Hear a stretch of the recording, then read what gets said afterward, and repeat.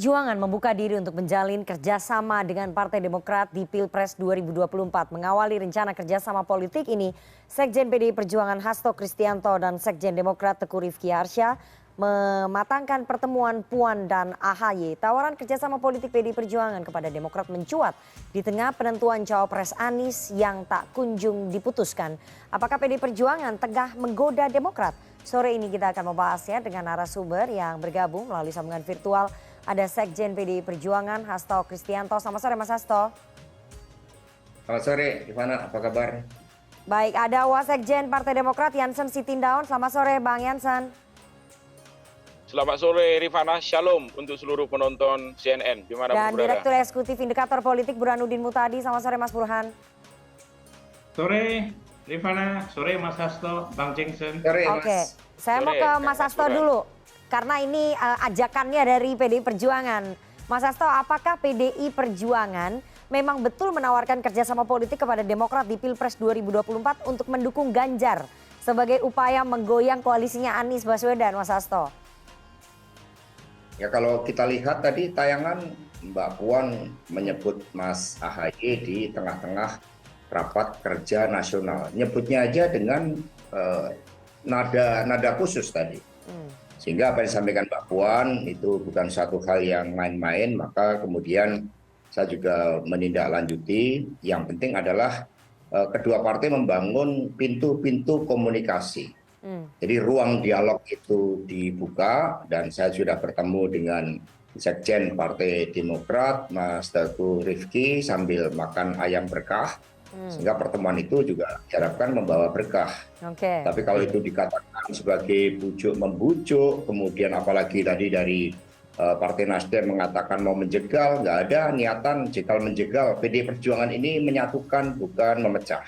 Sehingga apa yang disampaikan Mbak Puan sebagai Ketua DPP Bidang Politik, apalagi sebagai Ketua DPR dalam membangun ruang komunikasi, ruang dialog, termasuk menyebut nama Mas AHY itu tidak main-main dan bukan gimmick politik. Oke, jadi itu bukan gimmick politik. Tapi sebelumnya Mas Hasto kan selalu mengatakan bahwa dua partai yang tidak mungkin diajak kerjasama politik dengan PDI Perjuangan itu Demokrat dan PKS. Lalu kenapa sekarang tiba-tiba berubah menawari Demokrat kerjasama politik, Mas Hasto? Ya, kerjasama kan ada beberapa tahap. Tahap pertama adalah kita membuka ruang komunikasi, ruang dialog itu dibuka.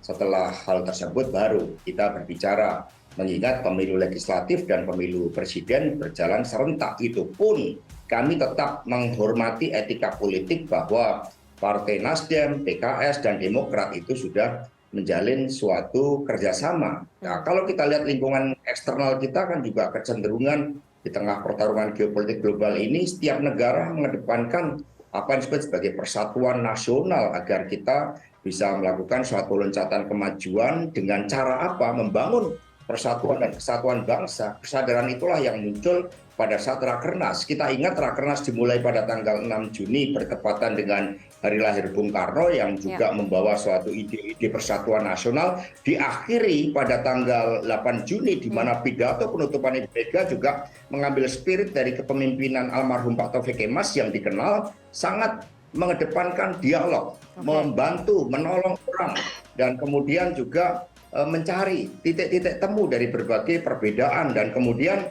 almarhum Pak Taufik Kemas menjadi ketua MPR juga pada masa pemerintahan Presiden SBY, sehingga tidak ada yang mustahil dalam politik di dalam membangun niat baik untuk kepentingan bangsa dan negara. Oke, mencari titik temu dengan rendah hati PDI Perjuangan menawari Demokrat untuk bergabung, ini berarti serius ya Mas?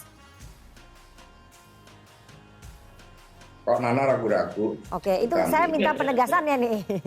Saya minta penegasannya karena sampai dengan rendah hati loh Mas Hasto menawarkan kerjasama politik itu. Ini jarang-jarang ini dikeluarkan oleh PDI Perjuangan, Mas Hasto. Ya, artinya kita lihat di lingkungan eksternal tadi saya katakan Iran Arab Saudi bertemu untuk kepentingan stabilitas kawasan global. Kita bertemu untuk membangun loncatan kemajuan dengan memanfaatkan bonus demografi, tetapi ini kan yang penting kan komunikasi terlebih dahulu. Arah kerjasama nanti akan dilakukan setelah pertemuan yang kami rancang antara Mbak Puan dan Mas AHY. Paling tidak berbagai sekat-sekat yang semula menghambat, tapi dengan posisi Mbak Puan selaku Ketua DPR, ini sudah mencair dan dibuka suatu dialog-dialog yang menurut kami sangat penting dan kondusif bagi kepentingan masa depan. Oke, saya mau ke Bang Jansen. Bang Jansen, apakah kemudian Demokrat tertarik dengan tawaran kerjasama dari PDI Perjuangan? Mungkin tidak sekarang ya, tapi nanti mungkin di putaran kedua atau mungkin bisa juga sekarang. Atau Demokrat menganggap ini ya nggak serius, hanya gimmick politik saja. Tertarik nggak Demokrat? Jadi begini, pertemuan Mbak Puan dengan Mas Ahaye ini jangan dimaknai melulu begitu ya Nana, hanya soal pilpres saja. Jadi jauh lebih besar dari itu. Jadi komunikasinya Mbak Puan dan Mas Ahaye ini aja kan sudah sangat bagus nih. Mereka bersilaturahmi sudah sangat bagus. Mau dari sudut manapun dilihat, konstruksi sosial, agama, hubungan kemanusiaan, ya komunikasi Mbak Puan Mas Ahaye ini sangat bagus. Apalagi dalam persepsi publik Indonesia beberapa puluh tahun terakhir ini kan hubungan Partai Demokrat dengan PDIP ini kan dalam tanda kutip itu dianggap agak dingin, beku dan lain-lain begitulah. Jadi walaupun dalam sejarah politik Indonesia pasca reformasi inilah dua partai yang sesungguhnya paling sukses. Jadi dua partai ini sama-sama pernah melahirkan presiden. Dua partai ini sama-sama pernah menang pemilu. Dan kalau dua partai ini di luar pemerintahan, dua-duanya sama-sama konsisten. Jadi dua-dua partai ini sesungguhnya sudah saling mengerti posisinya masing-masing. Jadi kalau tadi kemudian ada kalimat dari teman-teman Nasdem begitu, penting juga saya luruskan itu, ini menjegal koalisi perubahan, tidak. Dalam kesepakatan koalisi kita itu imperatif terang dan tegas ditulis begitu, tidak melarang itu. Partai-partai ini untuk berkomunikasi dengan partai manapun. Tiap partai kan punya kedaulatan. Dan sampai per hari ini, sebagaimana juga disampaikan oleh Mas Hasto di banyak kesempatan, teman-teman PDI ini mengerti kok posisi Partai Demokrat sampai per hari ini masih ada di koalisi perubahan. Dan kita mengusung Mas Anies Baswedan. Jadi ini penting diluruskan. Jadi ini bagian dari kedaulatan partai. Jadi saya pribadi begitu ya, selaku seorang loyalis SBY 15 tahun terakhir ini ikut di Partai Demokrat, senang dengan pertemuan ini. Ya kalau tembok Berlin aja bisa runtuh gitu, masa tembok Berlin versi Indonesia ini nggak bisa runtuh? Jadi diakui ya, hubungan PDI Perjuangan dengan Demokrat ini dingin selama beberapa tahun dan sekarang mulai mencair begitu Bang Jansen. Anda mau mengatakan begitu? Soal mencairnya es ini sampai mana nantilah kita lihat. Kan ini kita proses pencairan esnya dengan Mas Hasto, dengan Bang Rifki bertemu di Ayam Berkah ini cair ini. Itulah gue bilang tadi, pasca Mas Hasto dan Bang Tengku Rifki bertemu, ternyata proses pencairannya diiyakan. Mbak Puan dan Mbak Puan dan Mas Ahaye akan bertemu. Soal kapan waktunya kita lihat kan begitu. Syukur-syukur proses pencairannya ini lebih jauh lagi. Dua orang ideolog kami begitu, Ibu Mega di PDIP dan Pak SB di Demokrat, syukur-syukur bisa bertemu begitu. Kan bagus ini, itu makanya kami Partai Demokrat tidak ingin berandai-andai itu. Orang bertemu aja belum kok. Tetapi minimal kebekuan itu pelan-pelan kelihatannya mulai mencair begitulah. Jadi kita dorong dulu ini komunikasi, ya silaturahmi kita dorong dulu. Soal kerjasama nantilah ya. Itu yang pasti ingin juga kami tegaskan di hadapan penonton CNN di seluruh Indonesia ini, sampai per saat ini Partai Demokrat masih di koalisi perubahan. Koalisi perubahan ini owner pendirinya salah satunya adalah Partai Demokrat begitu dia. Itu penting juga untuk diterangkan, Nana. Masa nggak kita dorong sih silaturahmi begitu? Baik, Bang Jansen. Kan kita dorong lah. Meskipun komunikasi sudah mulai cair, tapi bukan berarti harus berkoalisi ataupun bekerja sama politik begitu ya? Karena Demokrat tetap iman politiknya belum bergeser dengan Anies, dengan koalisi perubahan ini, Bang Jansen.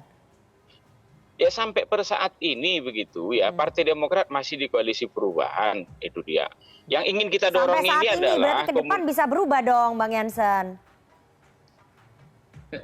Kalau ke depan ini kan masih 5 bulan ke depan nih. Saya kan nggak bisa berandai-andai juga Nana itu. Ini udah kelihatan untuk menebak masa depan begitu. Tapi yang pasti begini ya, Mas Ahaye begitu dalam banyak kesempatan Ketua Umum kami itu menyampaikan, kami tidak akan pernah menyerah untuk kemudian membawa koalisi perubahan ini berlayar.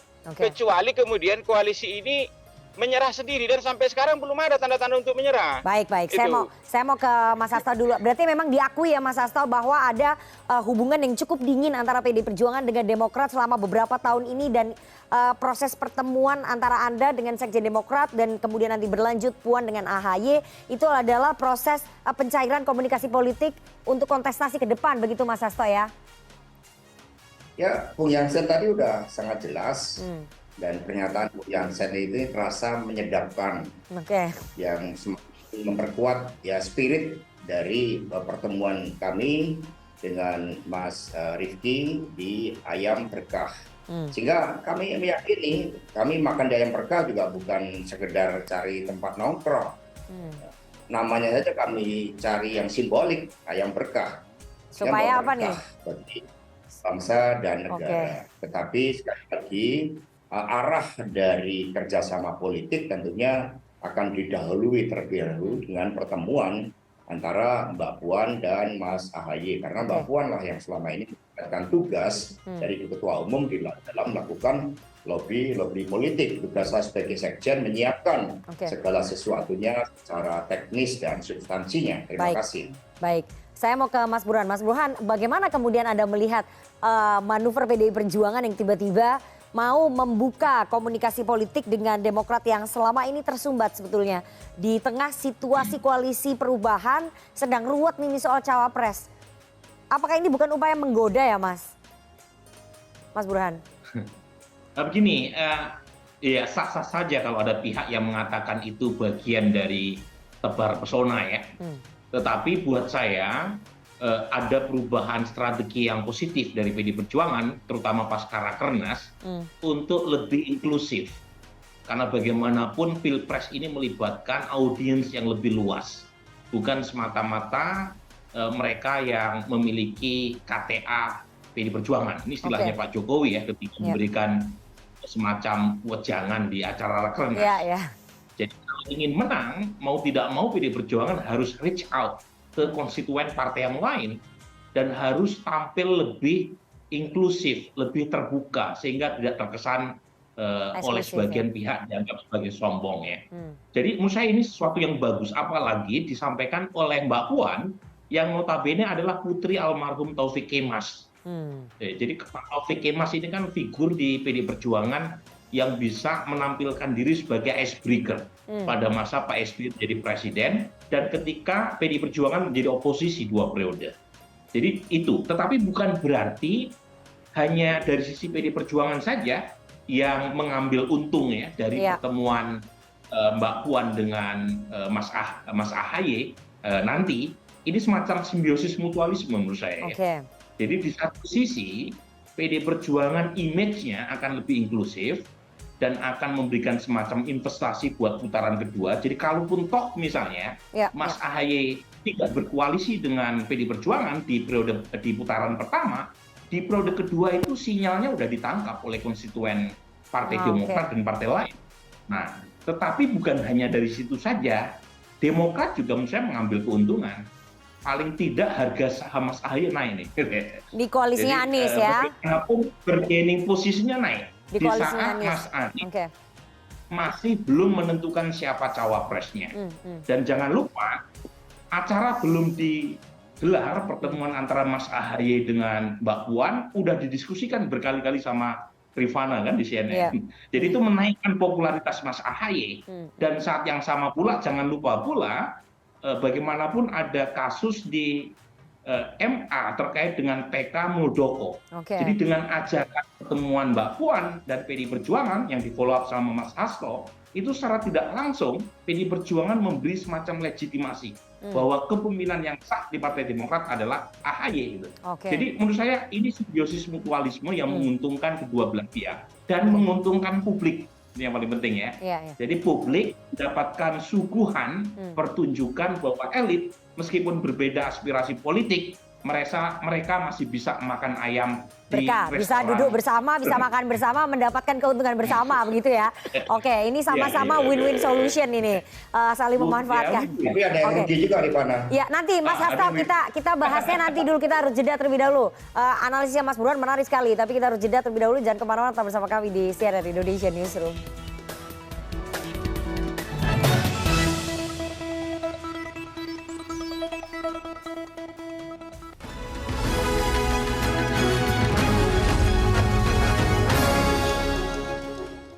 Ya, terima kasih Anda masih bersama kami di CNN Indonesia Newsroom. Kita akan lanjutkan perbincangan kita dengan para narasumber. Ada Sekjen PDI Perjuangan Hasto Kristianto, Wasekjen Partai Demokrat Janssen Sitindaun, dan Direktur Eksekutif Indikator Politik Mas Burhanuddin Muhtadi. Saya mau ke Mas Hasto lagi. Mas Hasto, apakah tadi analisisnya Mas Burhan itu betul ya bahwa ini PDI Perjuangan mulai mengubah strategi politiknya menjadi lebih inklusif begitu ya, ataupun terbuka, menjalin komunikasi dengan banyak pihak untuk mengantisipasi ini kalau misalnya nanti bertemu dengan Prabowo Subianto di putaran kedua. Ini memang sudah diantisipasi dengan perubahan strategi yang seperti ini, Mas Hasto? Ya, PDI Perjuangan partai yang inklusif sejak dilahirkan. Hanya saja di dalam strategi kita mengikuti tahapan-tahapan. Mengapa kemudian setelah Pak Ganjar diumumkan pada tanggal 21 April, kemudian kami lebih memilih ke dalam, karena tahapannya adalah pencalonan anggota legislatif, jumlahnya mencapai 32.000, sehingga itu kemudian ada orang yang tidak sabar lalu mengatakan PDI Perjuangan eksklusif. Padahal sejak awal kami punya spirit gotong royong, dan itu terbukti sejak pemerintahan pertama Presiden Jokowi, kedua kami menunjukkan suatu ruang kerjasama yang sangat baik, dan bekerja dengan PDI Perjuangan itu nyaman, tidak neko-neko, kami tidak pernah nusuk dari belakang, kami percaya di dalam kepemimpinan Presiden Jokowi, dan kemudian kami juga berpolitik dengan mengedepankan etika kepartian yang baik. Maka ketika saya bertemu dengan Mas Sekjen Partai Demokrat, Mas Rifki, kami juga sharing dengan enak bagaimana susahnya membangun partai politik. Kemudian kami dialogkan sistem pemilu yang ideal ke depan seperti apa. Itu kan mencerminkan meskipun kami tidak bertemu, tetapi berbagai isu-isu nasional yang disebut sebagai national calling itu membuat partai-partai cenderung untuk bersatu. Tapi kalau kita melihat dampak pandemi belum sepenuhnya usai, di dalam Rakernas Presiden Jokowi memberikan arahan bagaimana agar kita bisa mencapai loncatan kemajuan dengan memanfaatkan bonus demografi, waktunya hanya 13 tahun, maka kami merespon setelah seluruh tahapan-tahapan selesai, kemudian kami bergerak lebih progresif lagi di dalam membangun kerjasama partai politik, termasuk yang dilakukan Mbak Puan Maharani dengan menyebut Mas AHY. Oke, jadi Mas Hasto serius ya PDI Perjuangan menawari Mas AHY sebagai cawapresnya Ganjar, itu yang ditunggu-tunggu sebetulnya oleh publik. Arahnya ke situ nggak? 20 menit sudah 3 kali. Rifana menanyakan sama. Ini arahnya sehingga ke situ. Ketika kami menindaklanjuti dengan bertemu sesama sekjen, mempersiapkan pertemuan antara Mbak Puan dengan Mas AHY, maka apa yang disampaikan Mbak Puan pada saat Rakernas, dan di situ juga ada Pak Ganjar Pranowo, calon presiden kami yang elektoralnya semakin meroket, itu menunjukkan keseriusan. Tetapi tahapan-tahapan yang kami lakukan adalah ice breaking-nya dari Mas Burhanuddin Muhtadi tadi dilakukan, kemudian jembatan komunikasi dibuka, setelah pintu diketuk, ya kemudian kita akan membahas lebih dalam lagi, karena kami paham bahwa Partai Demokrat, Nasdem, dan PKS sudah melakukan kerjasama terlebih dahulu, kecuali kemudian yang berubah itu adalah bukan agenda koalisi, tetapi koalisinya yang berubah menjadi beberapa macam koalisi. Oke, jadi kalau misalnya koalisinya bubar jalan, Anda ingin mengatakan kalau koalisinya Anies Baswedan bubar jalan, Aniesnya nggak dapat tiket berlayar, nah PDI Perjuangan akan membuka kesempatan ataupun membuka pintu bagi Demokrat kalau mau bergabung mendukung Ganjar, begitu Mas Hasto poinnya? Itu etika politiknya, jadi bukan bubar jalan, itu bukan bahasa PDI Perjuangan. Ya, jadi kalau misalnya koalisinya gagal berlayar, saya ganti nih kata-katanya. Kalau koalisinya gagal berlayar, koalisi Anies Baswedan gagal berlayar, Aniesnya nggak dapat tiket, nah artinya kan Demokrat ini belum punya pilihan, nah berarti PDI Perjuangan membuka pintu ya? Ya, Mas Burhan tahu bagaimana dinamika elektoral dari nama-nama yang dipersepsikan kuat sebagai calon presiden. Ketika elektoral salah satu kandidat tiba-tiba turun menerus, partainya juga turun, maka ada ruang untuk dialog di dalam mencari formulasi yang baru. Dan ini akan terjadi menjelang bulan Oktober, suatu proses konsolidasi, dan kita berharap ya hanya ada 2 atau 3 pasangan calon. Oke, saya mau ke Bang Jansen. Bang Jansen, apakah betul tadi yang disampaikan bahwa karena seorang calon ini mungkin mengarah ke Anies Baswedan ya, capres Anda, capres koalisi Anda yang tren elektoralnya menurun terus, kemudian partai-partai koalisi pendukungnya juga kena imbasnya, menurun juga tren elektoralnya, makanya ada pintu komunikasi yang dibuka. Betul seperti itu, Bang Jansen? Kalau terkait koalisi perubahan ya, sebagaimana disampaikan secara resmi oleh Ketua Bapilu kami Andi Arief ke publik begitu, posisi Demokrat hari ini tetap meminta kepada Mas Anies Baswedan untuk segera mengumumkan calon wakil presidennya. Oke. Yang kita evaluasi di situ kan soal strategi last minute-nya. Ada partai di internal koalisi kami, mereka beranggapan last minute aja cawapresnya diumumkan. Kita Partai Demokrat melihat, oh nggak bisa, ini kan posisi capres kita ini di banyak survei itu kan sekarang di posisi nomor 3 begitu. Ini partai yang minta last minute apa nih, Nasdem ya? Itu makanya kita kemudian butuh jalan ilmiah untuk memenangkan kandidasi ini. Itu makanya sering kami katakan, jangan pernah disamakan pilkada DKI itu dengan pilpres. Gitu. Karena Partai Demokrat ini, kami ini selalu terbuka begitu dia. Jadi kalau pilpres ya, pidato kita hari ini di Jakarta, mungkin baru seminggu lagi kata-kata dan kalimat itu sampai di kampung saya di Sidikalang. Jadi untuk mengubah situasi itu nggak bisa 1-2 hari. Beda dengan pilkada begitu. Kalau pilkada kan kecil. Kita omongkan hari ini misalnya di tempat ini, dalam hitungan jam tuh ya, betok ular dia bisa sampai itu di kecamatan yang lain begitulah dia. Itu makanya jangan dimaknai juga Rifana begitu. Kalimat evaluasi dari Partai Demokrat itu, wah ini koalisi perubahan ini akan rubuh begitu. Tidak. Jadi itu adalah bentuk sayang kami ke koalisi yang kami bentuk. Oke, tapi saya ingin tanya, siapa tadi partai koalisi Anda yang mendesak di last minute? Itu maksudnya mengarah ke siapa? Ke Nasdem?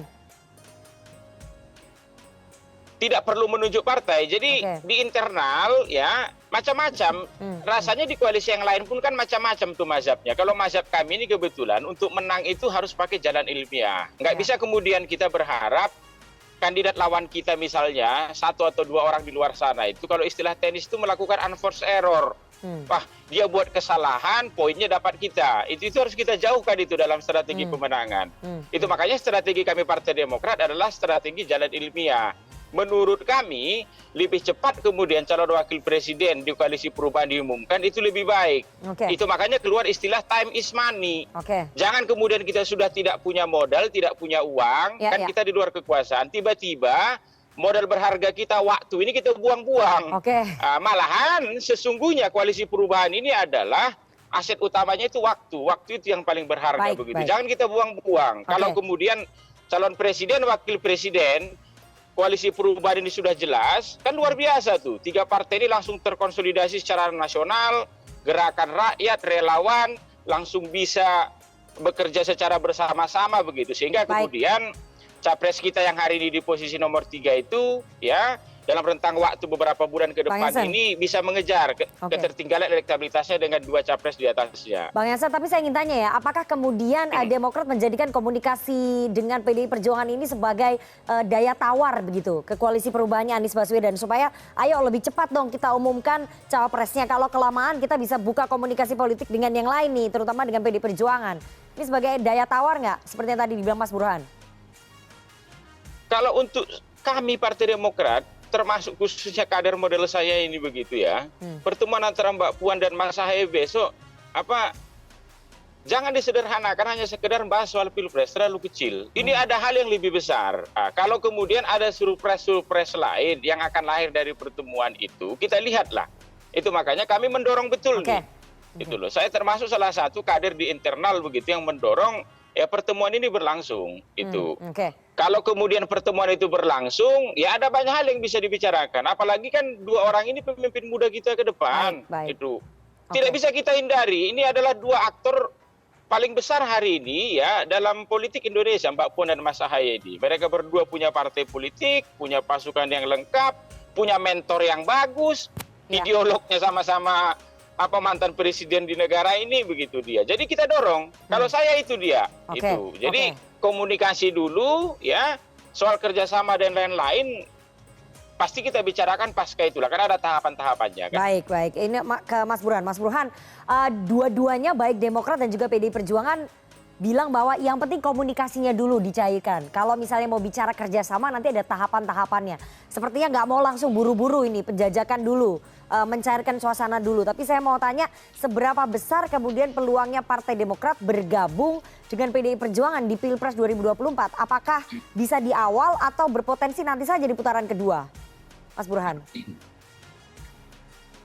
Begini, kalau dari sisi koalisi, seberapa besar kemungkinan kedua partai ini berjodoh di pelaminan koalisi, mungkin masih ada peluang ke arah sana meskipun tentu tidak besar ya. Tetapi membayangkan Mas Ahaye menjadi cawapres Mas Ganjar, menurut saya too good to be true. Ya. Tetapi kalaupun toh misalnya gagal berkoalisi sekalipun di putaran pertama, itu secara tidak langsung gesture PDI Perjuangan yang diperlihatkan oleh Mas Hasto dan Mbak Puan itu ditangkap oleh basis Partai Demokrat. Jadi dan tentu akan memberikan insentif elektoral di putaran kedua. Ya, bagaimanapun ya Rifana, di putaran kedua itu menentukan suara pendukung Anies Baswedan, termasuk suara pendukung 3 partai pendukung koalisi perubahan. Kalau misalnya Mas Anies trennya seperti sekarang. Kalau trennya Mas Anies seperti sekarang kan kemungkinan besar Mas Anies nggak lolos putaran kedua. Cuma lagi-lagi terlalu cepat kita mengambil keputusan Mas Anies lewat di putaran pertama karena masih ada kurang lebih sekitar 7-8 bulan di 2024. Cuma begini ya. Kalau misalnya Mas Ahaye tidak menjadi cawapres Mas Anies, sementara untuk bergabung dengan PDI Perjuangan peluang menjadi cawapres Mas Ganjar juga kecil, tetapi di koalisi pendukung Mas Ganjar lebih menawarkan potensi kemenangan dibanding bergabung dengan koalisi Mas Anies, ya umumnya politisi akan mencari yang mana yang peluangnya lebih besar untuk menang. Meskipun sama-sama tidak mendapatkan posisi sebagai cawapres. Itu kan logika rasional saja. Sama-sama nggak menjadi cawapres, tetapi kalau di satu koalisi lebih menawarkan kemenangan, secara rasional politisi akan mengarah ke sana. Nah, tetapi lagi-lagi kan mungkin terlalu buru-buru ya mengambil kesimpulan itu, toh masih lama. Dan jangan lupa, ya masih ada waktu buat Mas Anies untuk rebound. Meskipun syaratnya memang tidak semata-mata cawapres ini, Bang Jensen ya. Jadi faktor yang menurunkan elektabilitas Mas Anies itu ada 2. Pertama adalah popularitas Pak Jokowi. Awal 2023 sampai sekarang itu rata-rata tingkat popularitasnya itu 79%. Jadi itu yang membuat elektabilitas Mas Anies tertekan. Baru punya peluang kalau misalnya Pak Jokowi mengalami penurunan elektabilitas approval rating. Yang kedua ada basis-basis Pak Prabowo lama yang sebelumnya sempat ke Mas Anies seperti Jawa Barat, Banten, kemudian Sumatera bagian selatan, itu udah balik ke Pak Prabowo. Sekarang Mas Anies cukup kuat atau mempertahankan kemenangan di Sumatera Barat dan Aceh serta Riau. Di beberapa wilayah yang sebelumnya dia sudah kembali ke Pak Prabowo ya? Balik ke Pak Prabowo. Jadi Mas Anies ditekan melalui 2 hal. Satu adalah approval ratingnya Pak Jokowi dan suaranya Pak Prabowo yang kembali. Suara Pak Prabowo yang mulai balik lagi ke kandang. Jadi masih jauh untuk bisa melihatnya. Tapi saya mau singkat saja nih ke Mas Hasto. Kapan rencana pertemuannya Mbak Puan dengan Mas Ahaye akan berlangsung? Di bulan ini atau kira-kira nanti di bulan depan?